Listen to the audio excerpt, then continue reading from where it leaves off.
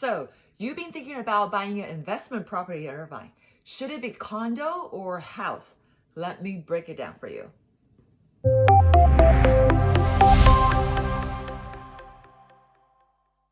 Hi, I'm Regina Chen. I'm the local real estate agent right here in Irvine, California. If you want to know everything about working, living, playing, home buying, selling, and investing in Irvine, then make sure you click that subscribe button and also that notification bell. That way you'll get notified every time we do a new video. Honestly, we get many people calling who are relocating to Irvine, and we absolutely love it. So if you're moving to Irvine, relocating to Irvine, or just coming here to stay, make sure you give me a call, shoot me a text, or send me an email. However you want to get a hold of me, we got your back when moving to Irvine. Condo versus house, which is a better investment options in Irvine? Well, the pros for investing in a condo is that when you're in a HOA, they will take care of your roof, your exterior structure. Let's say if you down the road you have some termite issue, if it's on the exterior, on the outside, HOA will take care of it. And also your front yard, actually most of the time that's a common area, will be handled by HOA as well. And also for those newer community HOA, they offer a lot of cool community amenities. For example, they'll have like really nice pools. Some has a tennis court, basketball courts, a community park, hiking trail, a clubhouse. If you want to throw like a big party, that comes really handy. It's really nice, and you just book it, going there. After party, you just leave. But then again, all those benefits come at a cost. You have to pay for the HOA dues. So on the flip side, for if you are a house owner, most of the time you don't have HOA, especially in those more mature community. There's no HOA. So there you get, in terms of your monthly expense, there's some saving there. And also a lot of people like to buy a house is because they want to actually own a piece of land, a lot, and they feel like they have more freedom, flexibility in terms of what they want to do with their house. Not only just in terms of like the outside, the landscaping, they might be able to further extend, like build out or change it structurally. I mean, if in theory, that's true. But actually in Irvine, there's still limitation even you are a house owner. Most of the time for the newer community, you are still sitting in a master planned community. You're still managed by a HOA. Your HOA due might be lower compared to the condo in the same area, but there's still a lot of rules you need to follow. It's not like you can just build more or do extension. A lot of times it requires HOA's approval. And also if you really get down to like structural change, you definitely go through the city's permit process. Okay, so that's just high level. That's the main distinction between condo and house.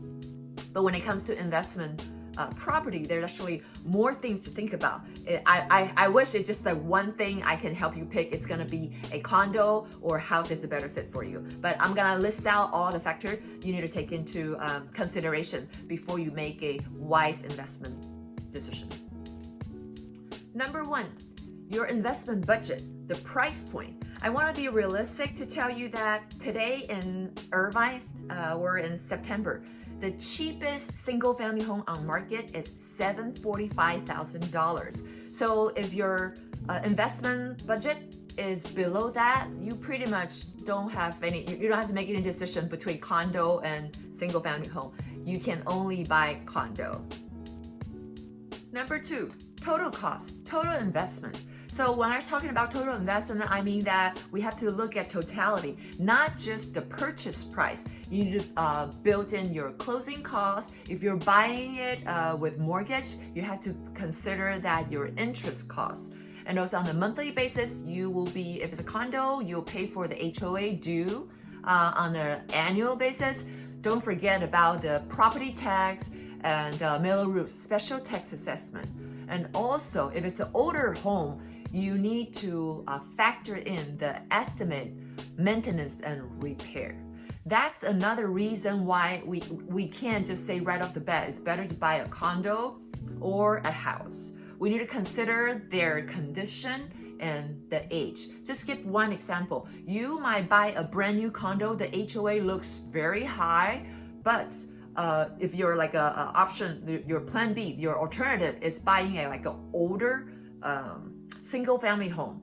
When we're on the day one, when we buy it, it looks like, oh, the HOA, the single family home might save you more money. But the thing is, the roof might be overdue soon, and roof is a very expensive line item that may be more than offset the monthly HOA due. So that's why it's like a math formula instead of like a very linear question.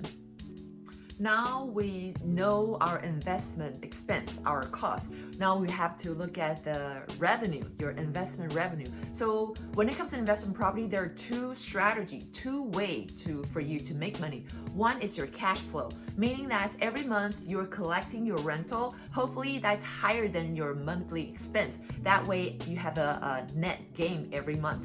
Another strategy is you probably just keep it afloat. Hopefully the rental, it just cover all the expenses, and you're waiting for the mid to long-term appreciation. So when you sell the investment property, that's how you make money. So just to recap, one is the cash flow strategy, another one is appreciation strategy. So then the number three number you need to find out is you need to know what's the current rental income. That way you know what's a reasonable rental income you can expect every month. Number 4, you need to know what's the estimate appreciation rate. That's responding to the second investment strategy. You're looking for like a more long-term building your equity. Number 4, your time frame, time horizon, and ROI expectation. Let's give you an example. There are actually many buyers here. Their children are going to UC Irvine. So those parents thinking, they're gonna pay for the rental, the room and board anyway. Might as well just buy a investment property, let their kids live there, maybe like rent out the other room.